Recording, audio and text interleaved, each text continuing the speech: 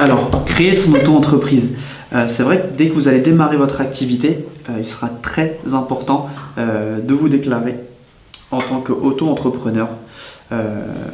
Donc j'en dirai un peu plus juste après, mais sachez que pour les déclarations, c'est très très simple, surtout pour un auto-entrepreneur.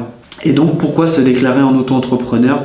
Tout simplement parce que ça nécessite pas autant de charges de travail que pour créer une société. On n'a pas de capital social à déposer, on n'a pas de statut à constituer. Donc ça, j'en parlerai également juste après dans les prochaines parties. Mais en tout cas, c'est vrai que administrativement parlant, ça reste très très simple de démarrer votre activité en auto-entrepreneur. Donc habituellement, c'est un pourcentage du chiffre d'affaires.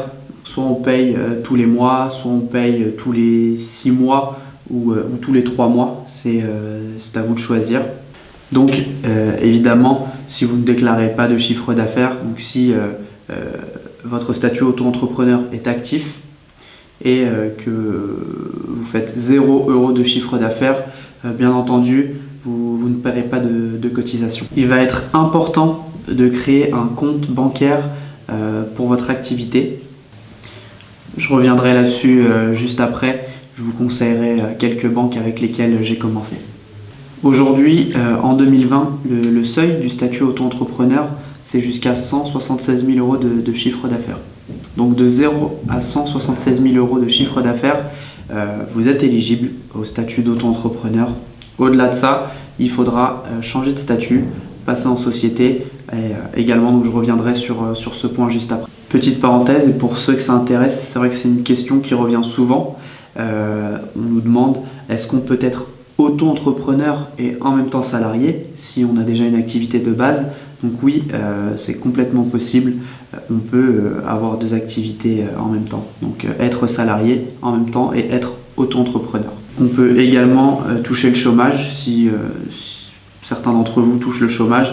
À partir du moment où vous déclarez auto-entrepreneur, vous continuerez à percevoir vos chômages. On nous demande aussi souvent combien est-ce qu'on doit payer quand on est auto-entrepreneur.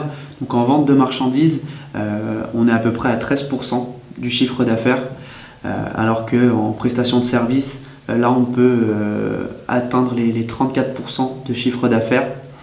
Et information très importante pour tous les nouveaux auto-entrepreneurs, il est possible depuis 2 ans, je crois, ou 3 ans, de bénéficier de l'ACRE.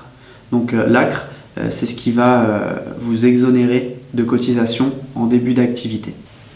Et comment faire pour déclarer vos revenus et savoir combien est-ce que vous aurez à payer?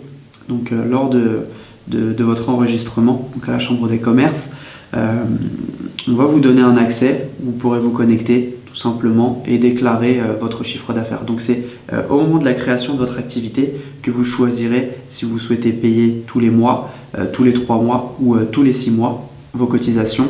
Et donc au moment de vos déclarations, vous aurez tout simplement à mettre votre chiffre d'affaires et vous recevrez sous quelques jours le montant que vous devez payer en cotisation.